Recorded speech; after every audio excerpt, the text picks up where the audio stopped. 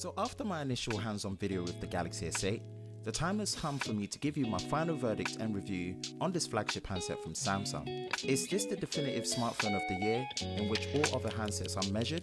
Come along with me and let's find out. I'm your host Ben on the Lover of Tech channel LOT Reviews, and today I'm going to be bringing you my review of the Samsung Galaxy S8.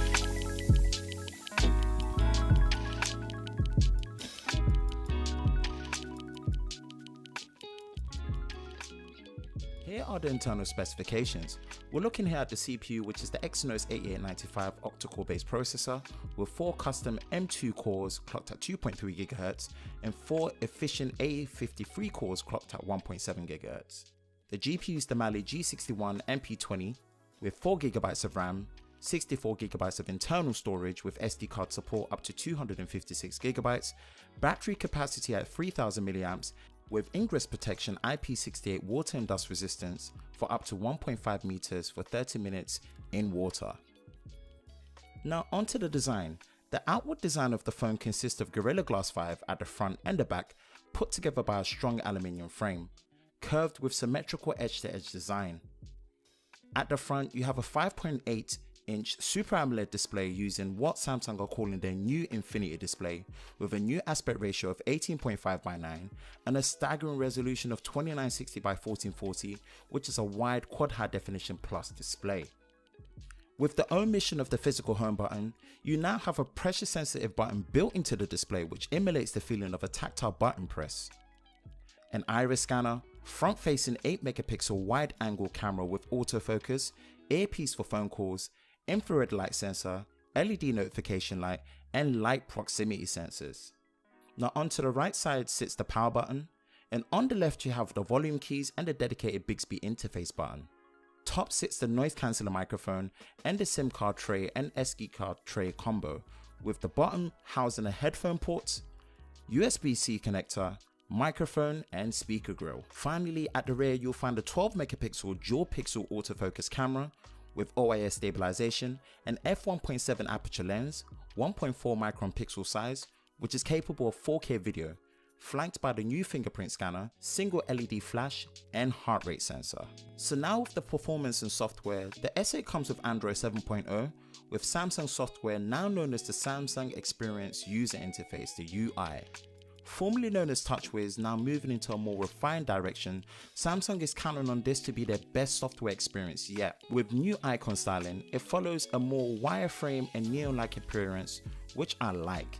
The UI navigation allows you to swipe up to access your apps, making for a more natural flow, but you can still bring back the apps button within the settings. Apps Edge also makes a return, giving access to shortcut functions as well as Apps Edge shortcuts. Overall, Samsung's approach to software comes with a more feature-rich approach in mind, such as productivity tools, with true multitasking like multi-window, with new snap window feature built in, with wider third-party app support. Overall, the UI moves fast, allowing for quick operations in apps opening and task switching with decent fluidity, but the performance over time is something we have to see if it holds up to what it is now. Now the security.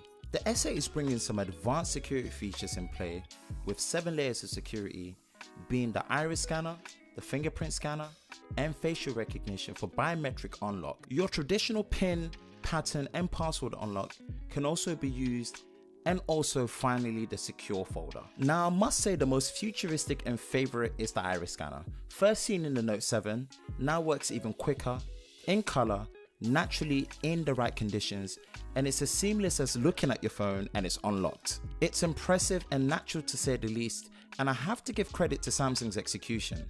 But in bright outdoors, as a disclaimer, it can struggle to work, if at all, and also if you're using contact lenses and glasses it can take a bit longer to work, but mostly nonetheless it works. What would have been great would have been a race to wake feature to make the unlock process even quicker than what it is now, without the need of having to swipe or even press the power button. The fingerprint scanner takes a step forward and to me also takes a step back or onto the rear. On one hand, I appreciate this being the fastest scanner Samsung has placed in any of their flagships, with a single tap to unlock with no need to press the power button, which is great, but the placement at times can seem ergonomically unfriendly, making it a hard place for your finger to correctly place at the first time. Now, by all means, this is not a deal breaker, and using a case easily fixes the issues. Even without a case, you can get used to it. The placement most likely was there to keep in line with the symmetrical design, but I honestly do wish it was a more center or lower for easier reach. Now, I do have to mention the facial recognition, which is also available. It works really well, it works fast enough, but cannot be used in conjunction with the iris scanner. It's either the facial recognition or the iris scanner, with the fingerprint scanner used as an additional, with your traditional 4-digit or your password used as a backup pin option. Onto the camera. Let's move to both the front and the rear facing camera, and we're going to start with the front facing 8 megapixel wide angle lens with autofocus. As a triple combo, this is going to be a great camera for selfies and group photos. Front facing autofocus being an industry first, a big improvement from fixed focus. This will ensure all objects are in focus all the time when moving, which is great, giving reduced image blur to your images and your photos and also your videos. Now, the 12 megapixel dual pixel sensor looks to have not changed much from the S7 Edge, but on the technical side, this is sporting the new IMX333 sensor up from the IMX260 sensor, which gives a slightly wider field of view, and working internally with new and improved image processing. This puts this camera to be one of the best, if not the best smartphone camera right now to date. Great low light performance, speedy camera focus with the dual pixel autofocus, sharp and vibrant images to please the eye. With the ability to quick launch with the double press of the power button, this allows the chance to always capture the moment without missing a shot, which is great to have. That accessibility from previous Samsung flagships over here now since the S6 is great to still see. My only wish with the video recording mode in 4K especially is that there would be the ability to record unlimited to the storage in 4K without being limited to 10 minutes, because this is a great camera sensor at the rear and the 4K video footage is absolutely nice, but being able to record for a longer period of time, especially to storage, will be great to have. The overall camera experience is still market leading to say the least. It may seem safe, and I would have probably liked to have seen a dual camera setup, but generally the performance is great and it's still pleasing enough. What's great is that all camera settings are placed within the app to allow quick changes to quality, shooting modes such as manual mode, and the front facing camera filters. The core quality and sound. The bottom facing speaker usually don't win any awards for the best in terms of directional sound and positioning, and it's no real difference in the case of the Samsung Galaxy S8. But with the joint help of AKG Harman tuned acoustics, the volume is a bit more full and clear to the ears and helps with the sound experience. Internally, there's a 32-bit audio support and a digital to analog converter, a DAC, to help drive higher impedance headphones through what seems to be nowadays a dying feature, which is the headphone port. It's a great decision that Samsung decided to keep the headphone port, and I commend them, as other flagships are removing such a feature which has no real reason to. Sound is a decent improvement over the previous Galaxy flagship handsets, and the included AKG Harman headphones that come in there are a nice addition and a touch. I did find the sound to be a bit more on the balanced and the natural sounding side. Based on the type of music that I listen to, I would want more bass drive and vocals, but this can be tuned in the settings with the equalizer. Core quality also held up really well, which has been great so far in terms of the earpiece quality and the microphone quality. On the other side, as well as me hearing phone calls, the quality's been great.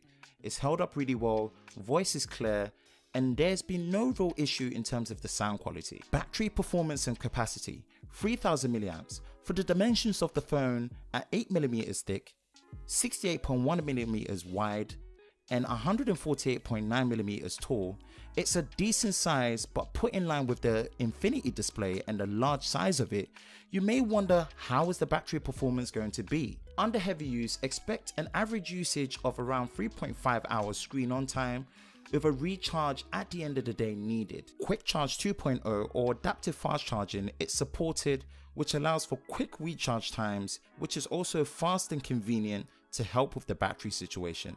But overall, I would say that the S8 Plus is more likely going to give you a much better battery experience due to the high capacity at 3500 milliamps. I poured a lot of information to you about the Samsung Galaxy S8, and I'm just going to round this up very quickly. Certain things that I missed out, Bixby. So for example, Bixby at the moment does have a dedicated button. There is an interface for it, but it's not really, in my opinion, working the way it needs to be working. There is no Bixby voice activation at the moment. There is Bixby Vision, but the database is not as strong as it needs to be. So sometimes when you do take pictures of objects, there is no information that comes. When it works decent enough. But as a first generation outing, I would like to see voice. At the moment, Bixby's kind of like less than halfway there, so there's not really too much to talk about in that respect. Secure folder is something I needed to touch on a bit more. I really do like it. It is powered by Samsung Knox. There's security underpinnings. It really creates a second profile where you're able to duplicate all your apps and actually have a separate profile. And this is going to be a real big win for the storage amount that's on this phone, which is 64 gigabytes, and also the dual SIM variants internationally as well. The overall package on this phone is really, really good. The normal S8, the battery is decent. I would have liked to see a bigger battery capacity. So I would definitely recommend the S8 Plus if you want a slightly better battery life in that respect. Overall, it's decent enough. The infinity display to me is the biggest win, as well as the iris scanner. Those two things on this phone always catch my attention when I'm using it. Overall, there is a lot in this phone. I probably might want to do a second future software review in terms of the key features that really stand out in terms of the software. Let me know if you want to see that in a later video so you can have an in-depth, more appearance of how the software operates. Overall, I would rate this actually a solid 8.5 to 9, just based on certain things that are there and not there. Samsung keeping the headphone port was a real big plus. Anyway, this is your host Ben on the Lover of Tech channel. This is my review of the S8 Plus. Like, subscribe if you enjoy content like this, and if you want to see more, there is going to be more content coming. Follow the Facebook fan page, the Twitter handles, as well as the Instagram and Snapchat for behind the scenes view of how I shoot my videos and when I'm shooting my videos and what content is coming next. If you enjoyed it, give it a thumbs up, leave a comment in the description below. Let's have a discussion again. And this is me signing out.